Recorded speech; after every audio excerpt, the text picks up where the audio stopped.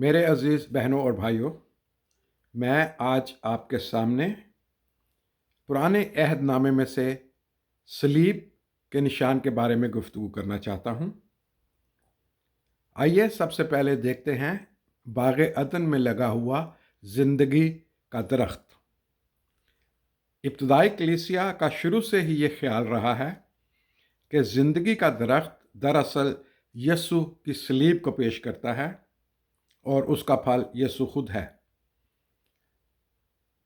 آدم کو سارے درختوں کا پھل کھانے کے لیے کہا گیا تھا، صرف انہیں منع کیا گیا تھا نیک و بد کی پہچان کے درخت کا پھل کھانے سے، لیکن وہ پھر بھی زندگی کے درخت کا پھل نہ کھا سکے، اس لیے کہ اس کا وقت نہیں تھا۔ اس کا وقت یسوع کے صلیب دیے جانے کے وقت ہی تھا۔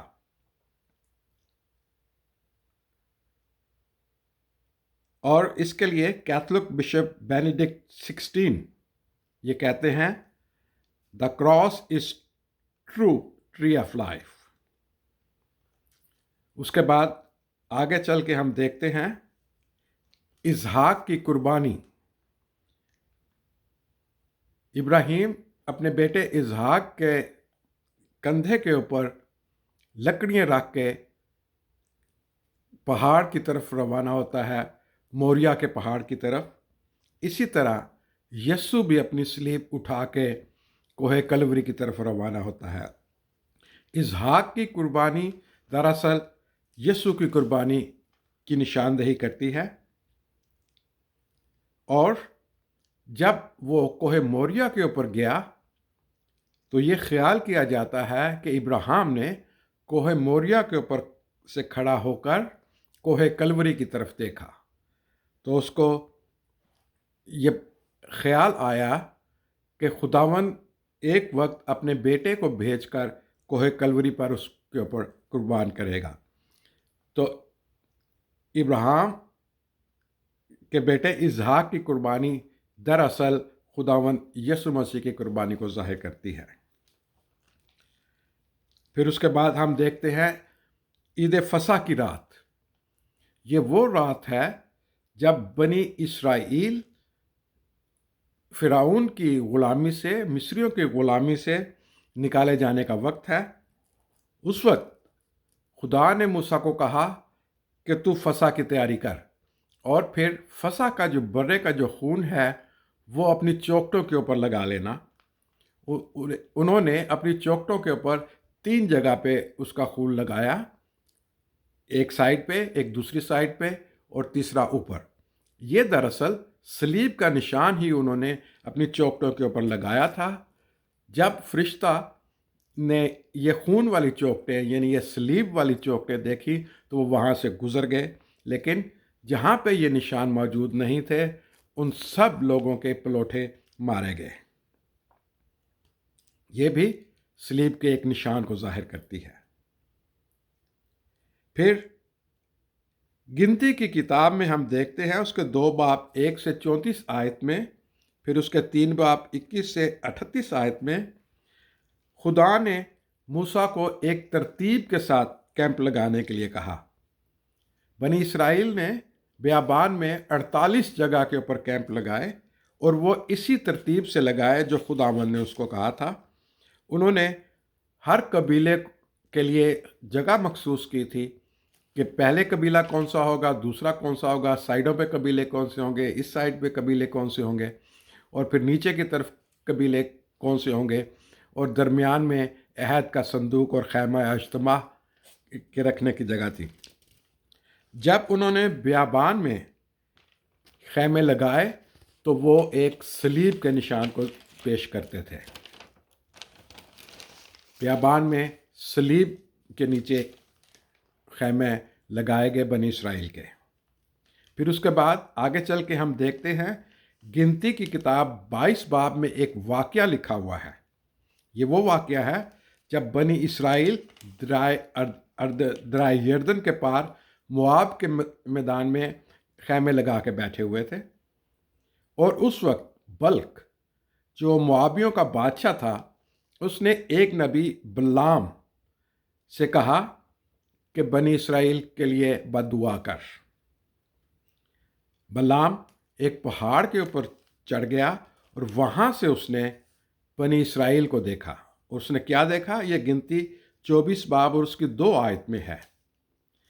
اور بلعام نے نگاہ کی تو اس نے دیکھا کہ بنی اسرائیل کی قوم اپنے اپنے قبیلے میں ترتیب کے ساتھ مقیم ہے۔ بلعام نے وہاں پہ بنی اسرائیل کی اور کسی قوت کو نہیں دیکھا، ان کی آرمی کو نہیں دیکھا، ان کے لوگوں کو نہیں دیکھا۔ اس نے کیا دیکھا؟ کہ وہ اپنے اپنے قبیلے کی ترتیب کے ساتھ مقیم ہیں۔ یعنی کہ اس نے پہاڑ کے اوپر سے صلیب کا نشان دیکھا، جس کی وجہ سے وہ بلعام نبی جو تھا وہ بنی اسرائیل کے لیے دعا نہ کر سکا، بلکہ اس نے ان کے لیے برکت چاہی۔ پھر ہم دیکھتے ہیں گنتی کی کتاب 21 باب اور اس کی 8 آیت میں،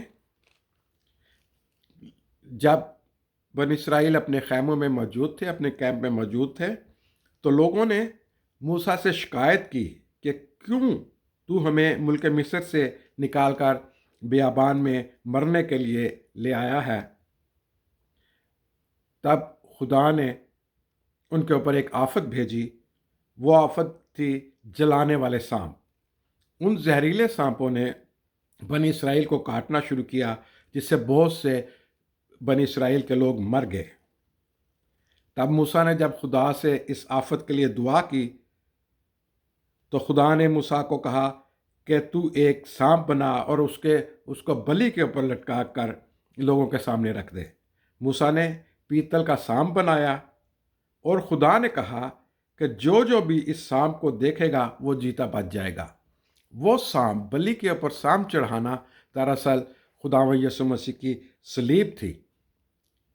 وہاں پہ ہم دیکھتے ہیں کہ خدا نے ان سانپوں کو نہیں مارا، خدا نے ان کے زخموں کو درست ٹھیک نہیں کیا، بلکہ کیا ان کو کیا حکم دیا کہ تم جو پیتل کا یہ سانپ ہے جو بلی کے اوپر چڑھایا گیا ہے، جو اونچے کے اوپر چڑھایا گیا ہے، اس کی طرف دیکھو۔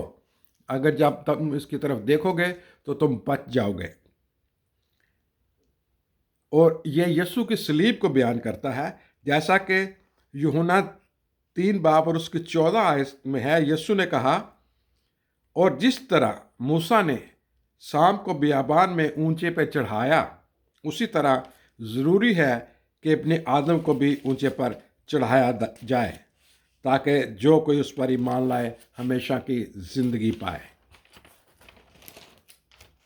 اس لیے یسوع کی صلیب کے بچنے کے لیے، ہمیشہ کی زندگی پانے کے لیے یسوع کی صلیب کے اوپر ایمان لانا ضروری ہے۔ موسیٰ نے ان زہریلے سانپوں کو نہیں مارا، اس نے زخموں کو چنگا نہیں کیا، لوگوں نے سانپوں کا مقابلہ نہیں کیا، کوئی دوائی استعمال نہیں کی، لیکن ایک ہی شرط تھی کہ جو کوئی اس کو دیکھے گا وہ بچ جائے گا، جو یسوع کی صلیب کے اوپر ایمان لائے گا وہ بچ جائے گا۔ پھر اس کے بعد ہم ایک اور کہانی دیکھتے ہیں۔ موسیٰ نے جب سمندر کو 2 ٹکڑوں میں تقسیم کیا، جو کہ خروج کی کتاب 13 باب اور 17 آیت میں ہے، 14 باب اور 29 آیت میں ہے، بحر کلزم کو جب موسیٰ نے 2 حصوں میں تقسیم کیا، اوپر کا پانی اوپر اور نیچے کا پانی نیچے ہو گیا، اور بنی اسرائیل کی قوم سمندر پار کر گئی۔ اس وقت خداوند نے موسیٰ سے کہا کہ تو اپنا ہاتھ بڑھا، تاکہ سمندر کے اوپر اپنا تو ہاتھ بڑھا، اور وہ دراصل موسیٰ اس وقت صلیب کا نشان بنا رہا تھا۔ صلیب کے نشان ہی کی وجہ سے سمندر 2 ٹکڑوں میں تقسیم ہو گیا۔ پھر اس کے بعد ہم ایک اور واقعہ دیکھتے ہیں کہ رفیدم کے مقام پر جب امالیکیوں سے بنی اسرائیل کی جنگ ہوتی ہے تو موسیٰ اپنے دونوں ہاتھوں کو اٹھا کے رکھتا ہے۔ جب بنی اسرائیل اس کے ہاتھ اوپر رہتے ہیں تو بنی اسرائیل اپنے دشمنوں کے اوپر غالب رہتے ہیں، لیکن جوں ہی اس کے ہاتھ نیچے ہو جاتے ہیں تو بنی اسرائیل ہارنا شروع کر دیتے ہیں۔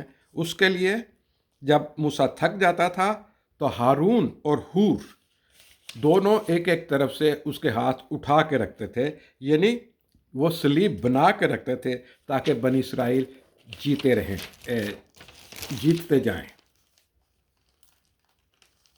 اور پھر گنتی کی کتاب 20 باب اور 11 آیت میں موجود ہے کہ موسیٰ نے اپنا ہاتھ اٹھا کر چٹان سے پانی نکالا۔ زندگی کا پانی یسوع ہے۔ موسیٰ نے لاٹھی سے چٹان کا پانی حاصل کیا۔ اسی طریقے سے جب یسوع صلیب کے اوپر تھا تو اس کی رومی سپاہیوں نے یسوع کی پسلیوں میں نیزہ مارا، جس سے وہاں سے خون بہہ نکلا۔ وہی خون جو ہے وہ ہمارے لیے زندگی لے کے آیا۔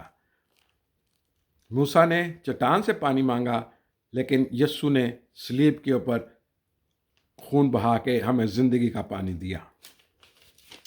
اسی طرح ہم آگے چل کے دیکھتے ہیں، دانیل نبی نے بھی ہاتھ اٹھا کر شیروں کو اپنے سے دور رکھا۔ جب انہوں نے اس کے ہاتھ اٹھے ہوئے دیکھے، شیروں نے، انہوں نے صلیب کا نشان دیکھا، تو وہ دانیل کو انہوں نے کچھ نہیں کہا۔ سانپوں نے دانیل کو کوئی نقصان نہیں پہنچایا۔ پھر ہم جب ہیکل کا نقشہ دیکھتے ہیں جو خدا نے رویا میں داؤد نبی کو دیا تھا، وہی نقشہ داؤد نے اپنے بیٹے سلیمان بادشاہ کو دیا تھا۔ یہ نقشہ بھی جو ہے، یہ اگر آپ اس کو غور سے دیکھیں تو یہ نقشہ بھی صلیب کا نشان ہے۔ صلیب کے طریقے سے اس کا نقشہ بنایا گیا ہے، جس کا ذکر پہلا تواریخ 11-12 آیت میں موجود ہے۔ اور یہ نقشہ داؤد کو خدا کی روح سے ملا تھا، اس لیے ٹیمپل جو ہیکل کی جو تعمیر تھی وہ دراصل صلیب کے نقشے کے اوپر کی گئی تھی۔ یہ تو تھے چند حوالے پرانے عہد نامے میں سے، چند نشانات پرانے عہد نامے میں سے۔ اب میں تھوڑا سا ذکر کروں گا کچھ نشانات موجودہ حالات میں، موجودہ زمانے میں۔ سب سے پہلے سائنس کا ذکر کرتے ہیں۔ اگر آپ انسان کے ڈی این اے جو کہ قدرتی طور پر بنا ہوتا ہے اس کو دیکھیں تو اس میں بھی کراس کا نشان ہے، جس کو کروسیفارم کہتے ہیں۔ یہ کروسیفارم انسان کی باڈی میں لاکھوں کروڑوں کی تعداد سے موجود ہوتے ہیں۔ انسان کے جسم میں قدرتی طور پر صلیب کا نشان پایا جاتا ہے۔ پھر اس کے بعد ہم یہ دیکھتے ہیں کہ پرانے چرچ جتنے بھی ہیں ان کی تعمیر کی جو بنیادی نقشہ جو تھا، ان کا بنیادی پلان جو تھا، جو گراؤنڈ فلور کا پلان تھا، وہ بھی کراس کے نشان کے اوپر ہی تھا۔ اور پھر یہاں پہ ایک بات کا میں آپ کو ذکر کرنا ضروری سمجھوں گا کہ جب پہلی صدی کی کلیسیا جو تھی، جنہوں نے بہت سی مصیبتیں جھیلی تھیں رومی حکومت کے زمانے میں، وہ صلیب کا نشان عام طور پر استعمال نہیں کرتے تھے۔ صلیب کا نشان ان کے لیے دکھوں کو یاد دلاتا تھا، اس لیے وہ صلیب کے نشان کو جس طریقے سے ہم آج صلیب کا نشان استعمال کرتے ہیں، شروع کی کلیسیا نے صلیب کا نشان اس طریقے سے استعمال نہیں کیا۔ اور پھر کانسٹنٹین بادشاہ جو تھا، ان کا جو شہنشاہ تھا کانسٹنٹین، اس نے جب مسیحیت کو قبول کیا تو اس نے 4 صدی میں صلیب کی سزا کو ختم کر دیا۔ اور صلیب کی سزا کو ختم کرنے کے بعد صلیب کے نشان کو فتح کا، امید کا اور امن کا نشان مانا گیا۔ اس کے بعد مسیحیوں نے صلیب کو اپنے گلوں میں ڈالنا شروع کیا، سلیب کو اپنے گھروں میں رکھنا شروع کیا، سلیب کو گرجا گھروں کے سامنے یا اوپر لگانا شروع کیا۔ اس کے بعد سے سلیب جو تھی وہ ان کے لیے فتح کا نشان تھی، ان کے لیے کامیابی کا نشان تھی۔ یہ 4 صدی کے بعد ہوا۔ ہاں، اب دیکھتے ہیں کہ پالوس رسول جو ہے وہ سلیب کا نشان یا سلیب کو کس طریقے سے بیان کرتا ہے۔ پہلا کرنتھیوں 1:18 اس میں لکھا ہے، کیونکہ سلیب کا جو نشان ہے وہ ہلاک ہونے والوں کے لیے تو بے وقوفی ہے، مگر نجات پانے والوں کے لیے خدا کی قدرت ہے۔ اسی طرح غلطیوں 3:13 میں، یسوع جو ہمارے لیے لعنتی بنا، اس نے ہمیں مول لے کر شریعت کی لعنت سے چھڑایا، کیونکہ لکھا ہے، جو لکڑی پر لٹکایا گیا وہ لعنتی ہے۔ اس کا ذکر استثنا 21:23 میں ہے، کیونکہ جسے پھانسی ملتی ہے وہ خدا کی طرف سے ملعون ہے۔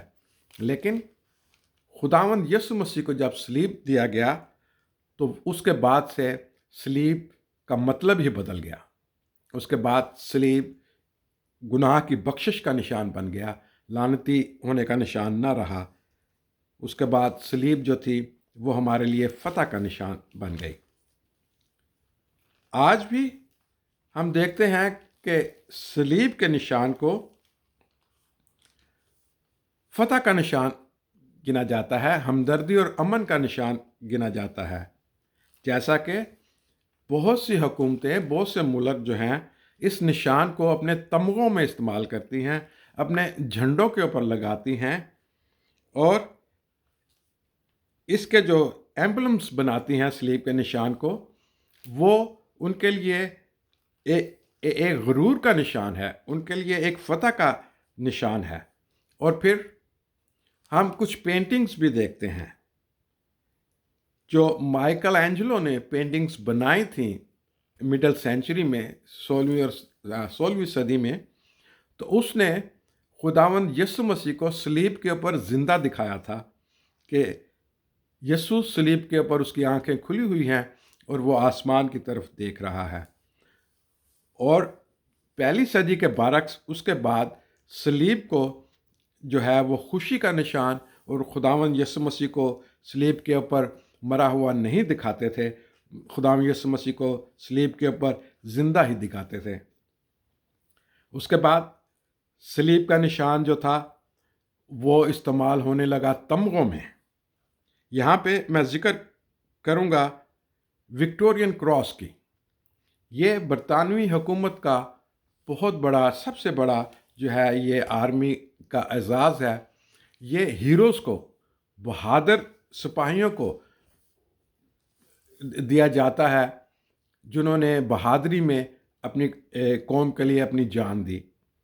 آج تک 1355 لوگوں کو یہ وکٹوریا کراس دیا گیا۔ اس کا مطلب ہے کہ کراس کا نشان اب ہمارے لیے جو ہے وہ سیڈنس یا ہمارے لیے مصیبت یا ہمارے لیے غمی کا نشان نہیں ہے، بلکہ ہمارے لیے بہادری کا، ہمارے لیے خداوند کی خدمت کرنے کا نشان، ہمارے لیے ہیروز کا نشان۔ ہمارے جو اب تمغے جو ہیں وہ بھی کراس کے نشان کے اوپر بنتے ہیں۔ اس کے بعد میں آخر میں بیان کروں گا ریڈ کراس کا۔ یہ ریڈ کراس جو ہے، International Committee of Red Cross, یہ دنیا کی سب سے بڑی انسانی ہمدردی کی آرگنائزیشن ہے۔ اس کا نشان سلیب ہے۔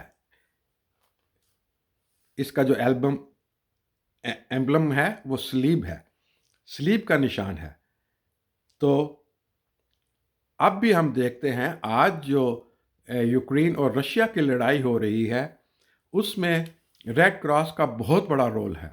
ریڈ کراس بہت کام کر رہی ہے اس علاقے میں۔ جب یوکرین کے لوگ ریفیوجیز بن کے دوسرے ملکوں میں، یورپین ملکوں میں جا رہے ہیں، تو ریڈ کراس ہی وہ آرگنائزیشن ہے جو اس کو سنبھالتی ہے۔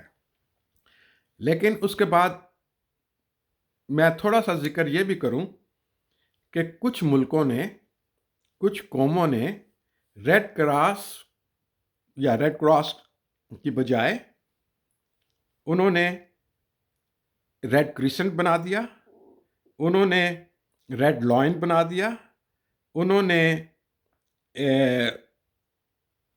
ریڈ سٹار آف ڈیوڈ بنا دیا۔ یہ دراصل مذہبی مخالفت کی وجہ سے ہوا کہ وہ کراس کو تبدیل کرنا چاہتے تھے، لیکن اس کے باوجود بھی کراس کو دنیا کی کوئی طاقت کبھی ختم نہیں کر سکتی۔ کراس جو ہے وہ پرانے عہد نامے سے لے کے نئے عہد نامے بائبل کا سینٹرل تھیم ہے۔ کراس ہماری نجات کا نشان ہے، ہمارے لیے ہمیشہ کی زندگی کا نشان ہے۔ امید ہے کہ آپ کو یہ میری گفتگو پسند آئی ہوگی۔ Thank you very much and God bless you.